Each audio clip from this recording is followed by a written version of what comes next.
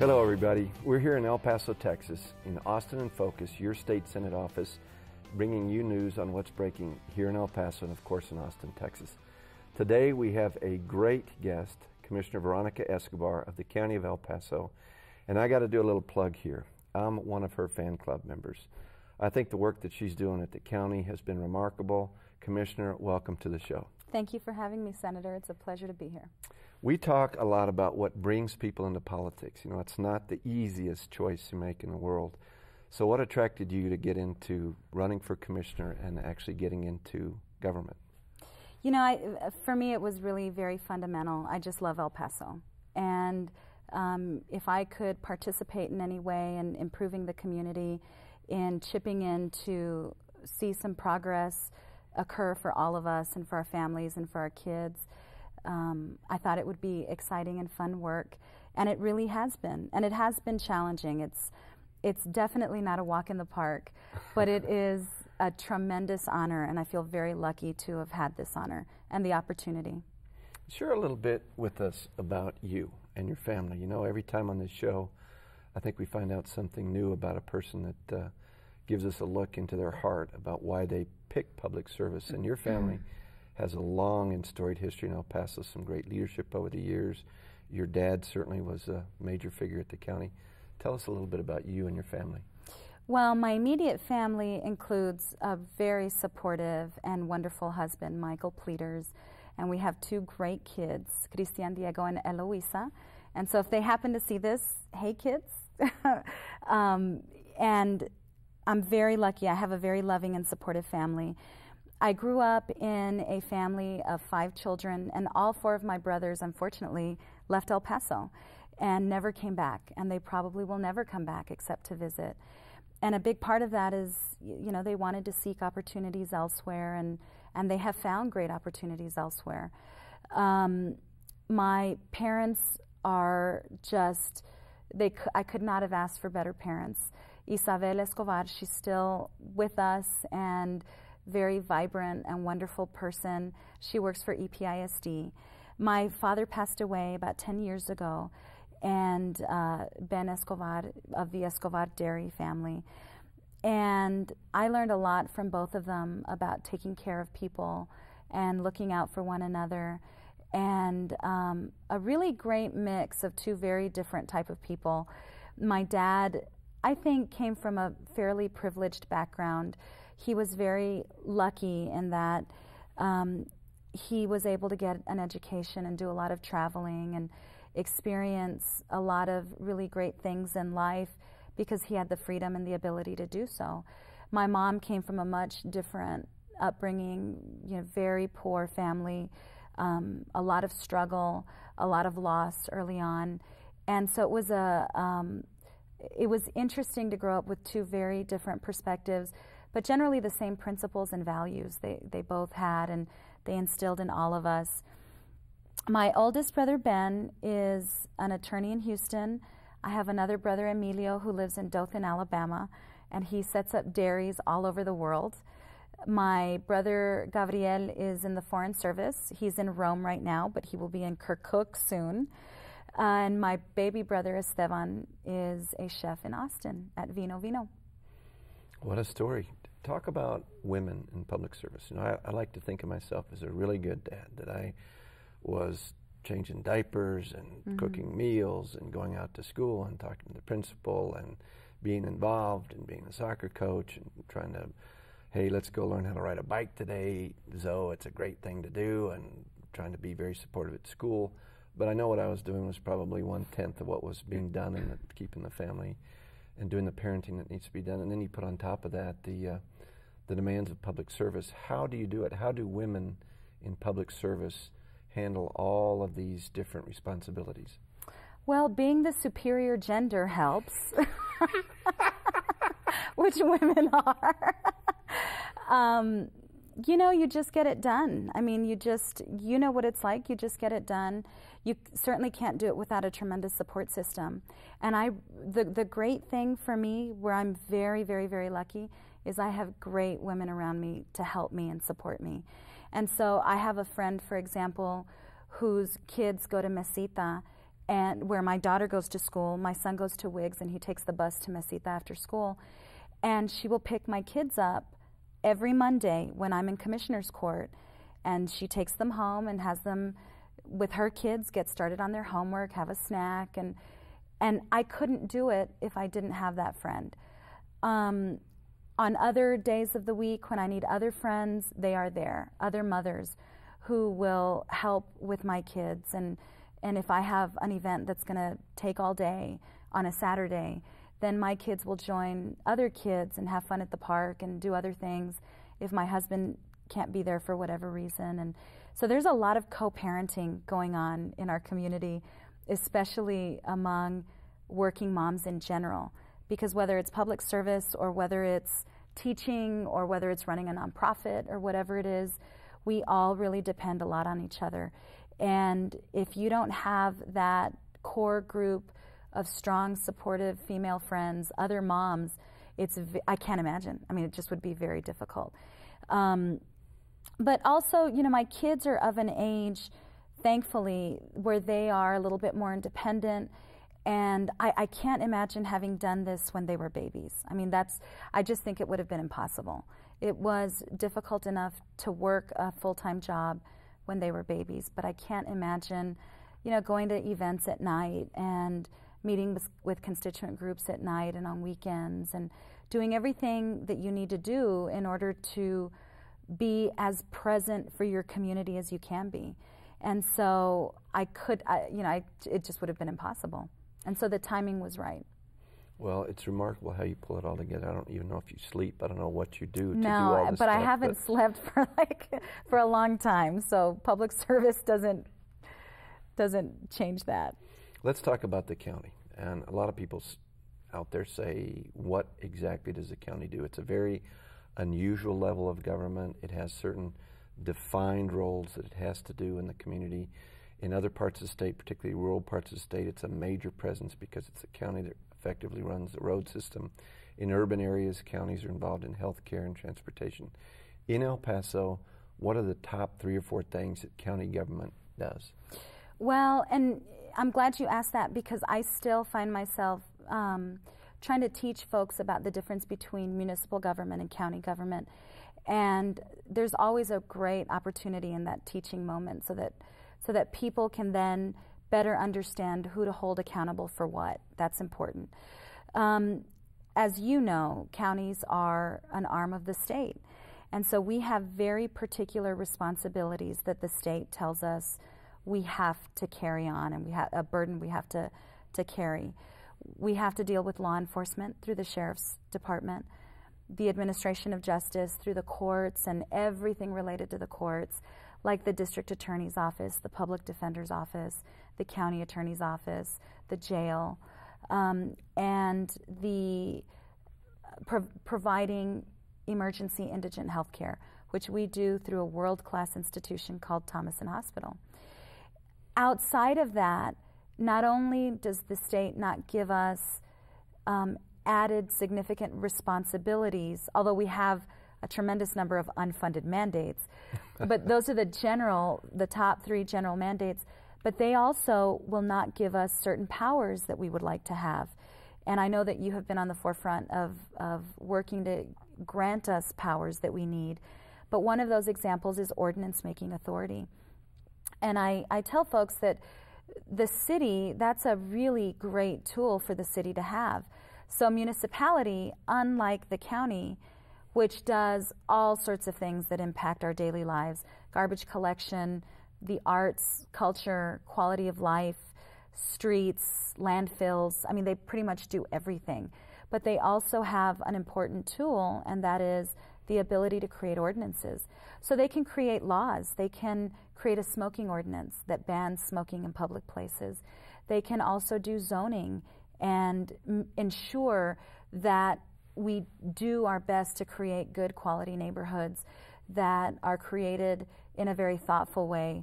And we can't do that out in the county. And it's very unfortunate, and it's part of what historically helped create the proliferation of colonias and has created a real challenge for a lot of poor families along the border. But while we fight for the ability and the right to do that, At the same time, the job that commissioners do, it's very interesting because there's unfortunately a lot of micromanagement that goes on. I mean, we essentially manage the county on a day-to-day level, and so it's like having 5 city managers instead of having one head administrator. And so we're focusing on day-to-day minutia instead of big picture policy issues. I've done my best out of our office to focus on big policy issues, but the challenge is balancing that without having an administrator. At the same time, the other challenge we have at the county, which does not exist at the city, in addition to not having an administrator, a main person, a chief administrative officer who is the day-to-day eyes and ears traffic manager like the city manager is internally for this huge organization with many responsibilities. Not only do we not have that, but many of our department heads are elected. And so we have virtually little to no power or control over most of the department heads at the courthouse. We control their budget, and in terms of human resources, we take care of the benefits packages and such, but we don't hire the folks in their departments. They do. And the department heads who are elected, if folks have a complaint or a concern or a gripe, unfortunately, we can't do anything about it because their boss is the voters. Well, I want to get back to the Colonia, so we're going to do that in Austin when you're on the show in Austin on the Senate floor when we try and pass for this 7th session in a row a bill to give you ordinary ordinance-making power. If you came to El Paso in 1902 and you're walking on Montana Street, you'd see that there were goats and chickens and mules, and we needed an ordinance so that people could live together side by side and not have the kinds of things that you have in what are typically rural areas. Well, now so much of El Paso County needs that ordinance, but there's no power to do it. But we'll talk about that in Austin. I want to get to one of your major issue areas that you've shown so much leadership on. It's been so close to your heart, what you're trying to get done. That's the Medical Center of the Americas. And the enormous great work that you're doing, along with Thomason, in leadership in the Children's Hospital. Tell us a little bit about that. Healthcare is part of the county's mandate. And so we have an obligation to the state of Texas and the citizens of our county to provide access to healthcare. And in addition to having a moral obligation as a human being, we have that responsibility. But a decade ago, as you know, many people started working together to try to create better access to healthcare in El Paso and more institutions, which we need for various reasons, including job creation, economic development, access to more doctors, more nurses, more opportunities. And so with the creation of a medical school, Thomason then has sort of its partner, the other half of this very important healthcare marriage, a 4-year medical school. And so they work very closely together, and they prop each other up, essentially. If you can't have a successful medical school if you don't have the funds to hire the physicians and train the physicians and pay for the faculty. And Thomason needs those students in order to fulfill its function as a teaching hospital, which helps everybody. So it's a very symbiotic relationship. And if you have one of those institutions weakened, then the other one will get sick as well, unfortunately. But the great thing is that we have a great relationship between Thomason and Texas Tech. And the greater community vision, which existed long before I ever came into public service, was the vision of having a medical center of the Americas, something that would rival any medical center anywhere else in this country and would be unique in its location on the U.S.-Mexico border. And we are working towards that goal, and there is a foundation in place. I am an honorary member. I don't have a vote, but I am allowed to sit in the meetings as you are, as Representative Emma Acosta, who represents that area at the city, is, and State Representative Norma Chavez. So every individual, every public servant who represents that area has a seat at the table. And although we don't have a vote, we are welcomed and we participate and we are engaged. And the MCA is the keeper of that vision that you were a part of and have been a part of, and many, many, many other El Pasoans. And you know, you talked about my leadership on that, and I really have not done as much. I know you give me a lot of credit, and you're very kind and very generous with that. But really, there are so many citizens and leaders and philanthropists and business community members who participated in the MCA and building the MCA, and more importantly, we're actively engaged in the Children's Hospital, which is a tenet of the MCA, which is a partner with Thomason Hospital, a partner with Texas Tech. And these are institutions that help us grow more physicians, help us grow more nurses. I was very honored earlier this week. I was able to sit in and help interview for the first cohort of nursing students at Texas Tech. Oh, fantastic. And it was very exciting, and it was a real privilege. And I am given that opportunity for two reasons. Number one, because I represent the area, but number two, because I am supportive of it. And really, there's nothing to not be supportive of. I mean, there's nothing that anyone can say negative about this vision and this dream and this ambition. And because of that, there are a lot of participants, which is great. You want as many people at the table, you want as many leaders at the table, as many activists and donors and elected officials and anybody and everybody, because this is our community vision, and it's a gift that we're giving to ourselves. So it's been a lot of fun. And at the county, our primary role, the way that we are definitely and literally connected to Thomason, outside of it being an arm of ours, is that we get to appoint the board members. And it's a very clear obligation. We should be appointing people whose heart is all about El Paso, whose heart is about healthcare, who bring unique talents and skills to that board of 7 people, so that we have a good balance and a diverse balance of representation from the community. And that's easy, you know, that's easy. There are so many great leaders. My appointment is Tracy Yellen, who has a great history of working for nonprofits and has really been a tremendous leader in the nonprofit world. And she's also got a great El Paso heart. She's raising her children here. She's not a native. She chose to live here. She chose to contribute here. She's one of those great moms, and we co-partner or co-parent together. So she's part of that core group that I trust, and who I know will work every day to making sure that the community we leave behind is one that's filled with many, many more opportunities than we have. Well, since you won't brag on you, I'm going to have to brag on you. And I think it's very clear that you've come to this with your heart and soul, and one of the major elements is the emerging vision, what happens at the MCA. And I think you're exactly right. There are hundreds of great people working on various activities, various aspects, from decorating the emergency rooms to the children's rooms, asking donors to participate in this activity or another. Jefferson High School and the magnet school there is doing such a wonderful job to help with the pipeline. You look at what's going on at Texas Tech. You walk in and see these nurses come on and be interviewed. One of the things that I noted when we set out to research and get really high-quality investigators onto Texas Tech, it turned out to be the easiest sell in North America. Here's a guy from Harvard. He's number 3 guy. He says, well, I'm going to spend 40 years at Harvard before I get to do something big. I can do something big in El Paso, Texas, day one.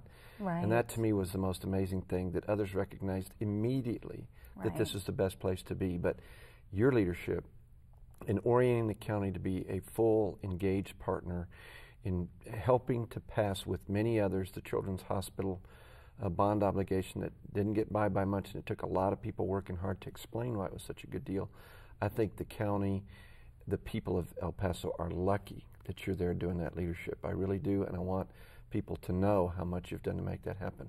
Let's talk about another initiative of yours. I think it's absolutely genius. I think it's something that's needed now more than ever due to what we're going through in the country with the economy, and that's what you did with the Shared Services Summit. What is that about? What are you talking about there? What do you see happening with that summit?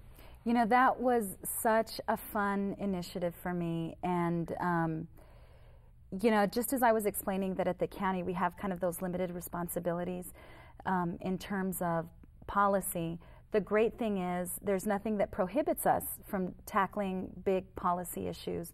And so to me, that's the fun part. So about a year ago, I started thinking through how to bring all of the taxing entities together to create greater collaboration. And as you know, and as you said in prefacing your question, these times are really difficult, and the economy is posing a tremendous challenge.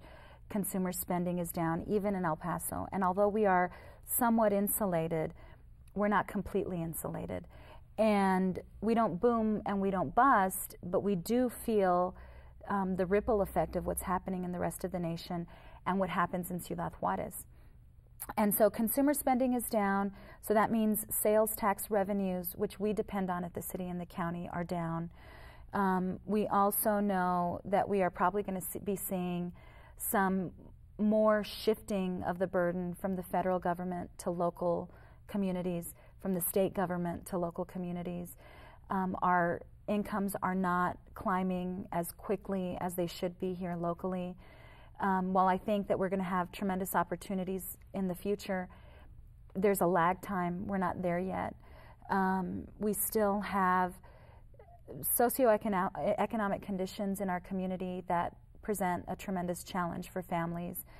And in a state like ours, where the big burden is on property taxes, which is the most regressive way to tax people, there's not a whole lot of options, and it's not based on the more you earn, the more you pay, the less you earn, the less you pay. It's based on the value of your home. And so instead of the elderly seeing a decrease in their taxation, as should exist through income tax, it doesn't change. That's kind of a goes up. It's right, and it places a tremendous burden on families. At the same time, we can't deny the fact that we're growing, and the needs in our community are growing. We need more roads, we need more parks, we need more libraries, we need more services. And so how do you reconcile those two things? You know, the fact that our families are struggling and the fact that we are growing and need to provide more services. And to go back to the same families and continue to ask for increases in taxes, that's an untenable strategy. I mean, it's something that we can't continue to do. We need to be more creative with our dollars, and frankly, we need to do a better job of working on behalf of the citizens of this community. And we can do that by working in greater collaboration, so that when we build a building, we talk to one another and make sure that the same type of building meeting the same kind of needs is not being built a few blocks away by a taxing entity that's going to tax the same family. Or when we're purchasing gasoline at a great price, that we're reaching out to everyone else saying, come on board and it'll get even better. It'll get even cheaper. And I think part of why that's not happened on a full-fledged scale, because it's been happening. It's happening piecemeal.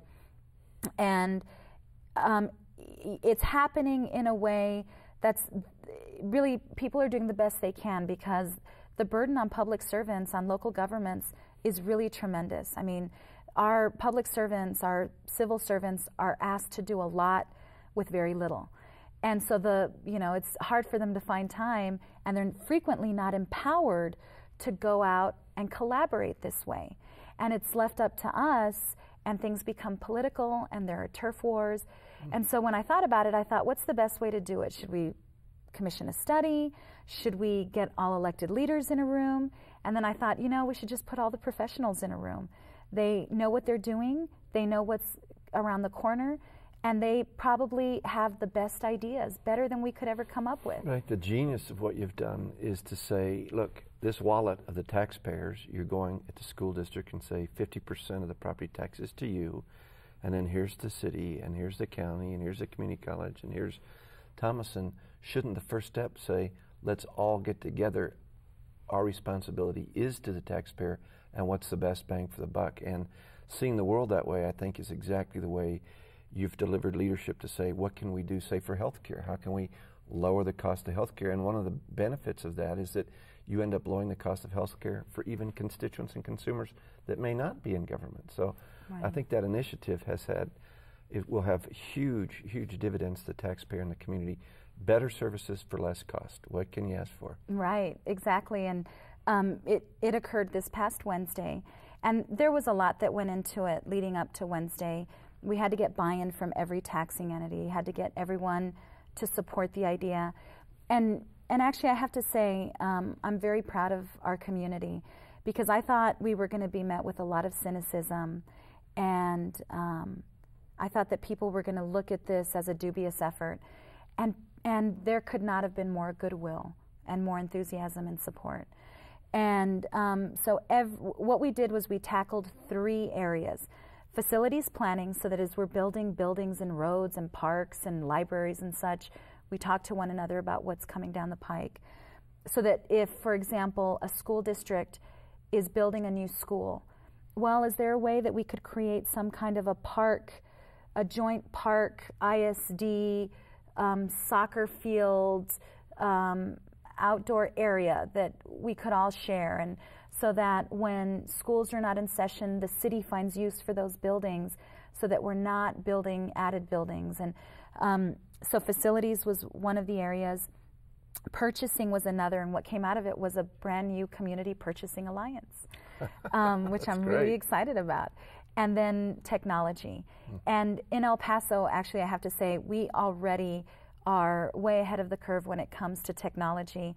The leaders, the IT leaders in our community are light years ahead of any other community. I would put us up against the rest of the nation. I think you're right. Because they've been so innovative and thoughtful. But this was a great opportunity for the smaller school districts and other entities to get on board, hear about what's happening, and plan for more great projects and goals in that area. And so each breakout session, they were basically work sessions where the professionals were in a room together. Each one had a leader from the state, and the state comptroller's office could not have been more supportive of the project. And they sent 2 folks down here, and the Council on Competitive Governments also sent someone, and they moderated and facilitated the conversations. We had note takers, volunteers from UTEP, graduate students, who documented everything that went on in each session. And our office will be publishing a report with all the goals, with the timeline, with the participants, so that we can all hold each other accountable for this.